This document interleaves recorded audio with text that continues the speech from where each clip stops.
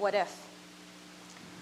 What if I hadn't been invited to that particular keynote at that conference on that day so that that particular veterinarian in the audience would come up to me after and ask me if I would take the time to come to his hospital and visit with him the next time I was in town? And what if I hadn't pulled out my notepad right away and checked my schedule and said, well, I'll be in town, it'll be in 3 months from now, and booked an appointment with him for that particular Monday? What if 3 months later, on that particular Monday, I hadn't pulled up in front of his hospital, kind of having a preconceived notion of what that hospital was going to be like because I'd read about how they were really friendly, really kind, really nice, had really great coffee, if Google reviews are anything to go by. And what if I hadn't walked into the very deserted reception area and stood there silently by myself for my 1 o'clock appointment at 12:59, so that at 1:01 a technician could throw her head around the corner and say, oh, are you the 1 o'clock appointment? Yeah. Do you want to just come hang in the back? And off she went. And what if I'd said, no, I'm good. I'll just sit here in your cozy, comfy, beautiful reception area and wait? What if I hadn't followed her to the back? And what if I hadn't gone and stood beside her while she had her back to me, scrubbing instruments so that I could take in the entire treatment area? Very, very different to the client-facing part of the hospital. What if I hadn't seen the chaos? And what if I hadn't seen the bank of cages, every cage filled with a cat, every cat looking disoriented, uncomfortable, eyes wide, some vocalizing, some very, very disconcertingly so still, and some moving in a very strange manner, all of it making me very uncomfortable? What if she hadn't seen my face? What if she hadn't noticed my tense muscles, my discomfort, my judgment swirling around me? What if I hadn't, to make conversation, said, wow, it looks like you've had a really busy day?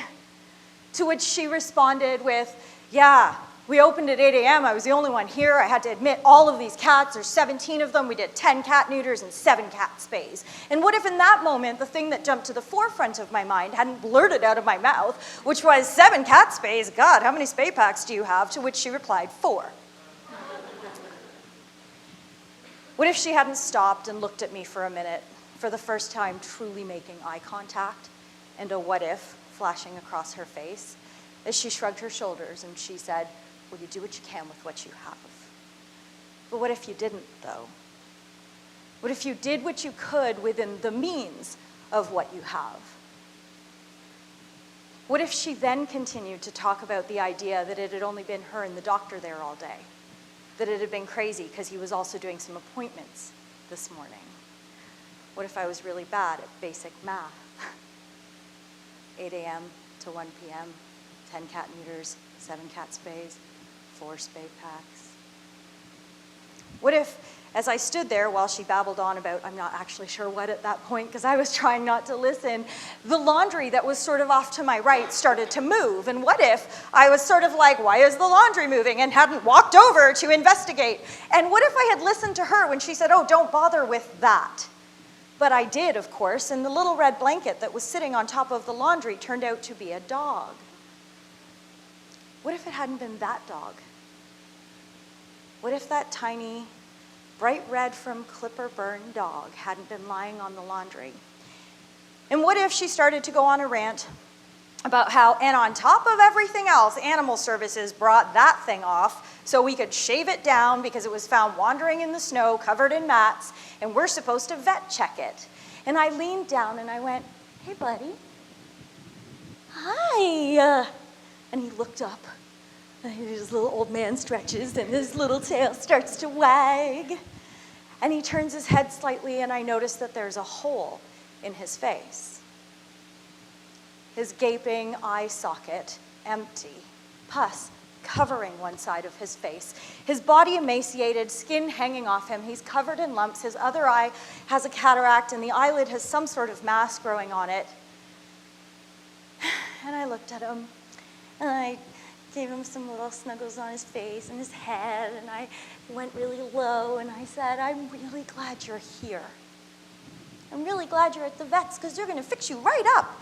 And I don't know why she felt the need to respond to my puppy talk when she said, well, I don't know about that, blah, blah, blah. We didn't really feel that there's anything to worry about. We've already vet checked him, and I don't really think he needs anything. And besides, he's being euthanized on Wednesday. What if in that moment I hadn't decided to leave? What if I hadn't gotten in my car and cried all the way home? What if I decided to mind my own business instead of calling animal services?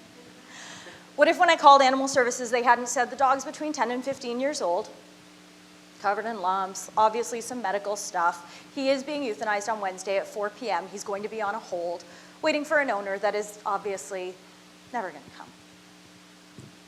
What if I didn't leave my name and number just in case, trying to convince them that they should really try and fix up this dog? I would contribute some money before hanging up the phone, only to have on Tuesday morning an RVT from Animal Services call me because she recognized my name. What if that registered veterinary technician had not taken a mandatory professionalism and ethics course that I had just happened to teach? Or what if she hadn't liked me when I taught the course? What if she had more empathy, or is that less empathy, when she offered for me to come and sit with him for his euthanasia? And what if for a minute I had thought about what the impact of sitting with him for his euthanasia would do to my heart before blurting out, of course, I will drop everything, cancel my day, I would love to be there. Because somehow in my head I pictured one of those scary propaganda YouTube videos where he'd be lined up on a concrete floor, one of many to be euthanized that day, which obviously wasn't going to happen, but it mattered. And as I drove to Animal Services and got there, what if the Animal Services team hadn't dressed him up by putting him in a hoodie left over from someone? 2 sizes too big for him, so his clipper-burned little ankles were sticking out the bottom and his chocolate brown nose was sniffing all the smells. And what if he didn't show me that he knew how to sit, lie down, shake a paw? What if I hadn't realized that he was somebody's friend? Somebody had loved this dog.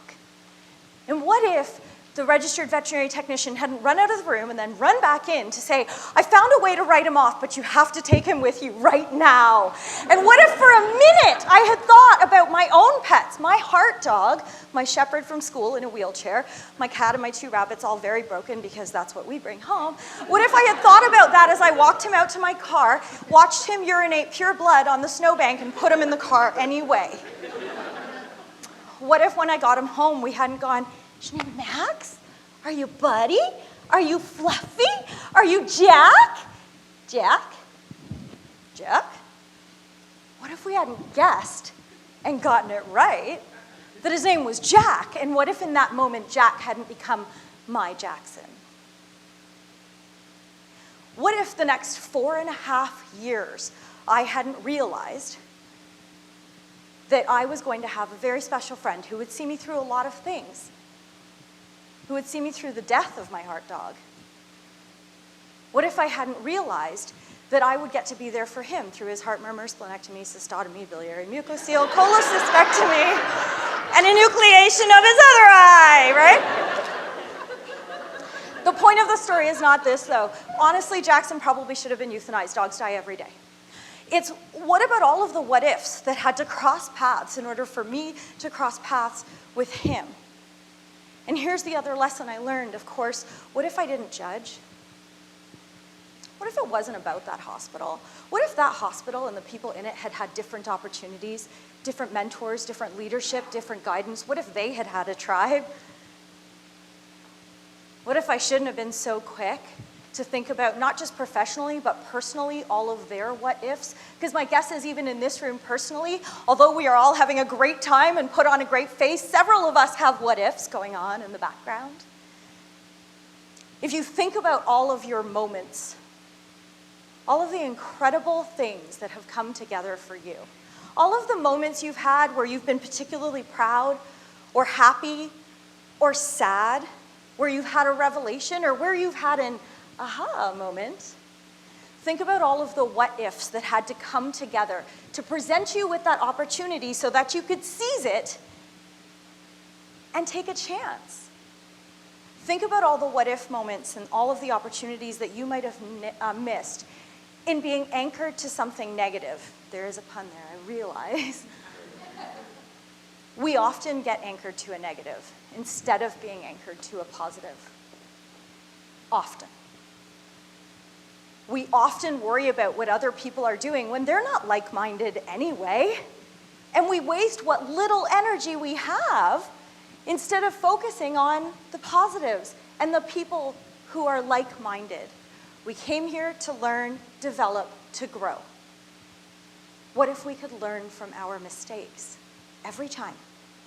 What if we could see negatives and pull out the silver linings? Think about negatives. I spent a lot of time focused on all of the terrible people in Jackson's life, all of the terrible people in his past, but of course then you have to stop to think about the idea, what if Jack hadn't been left to wander in the snow? Thank you.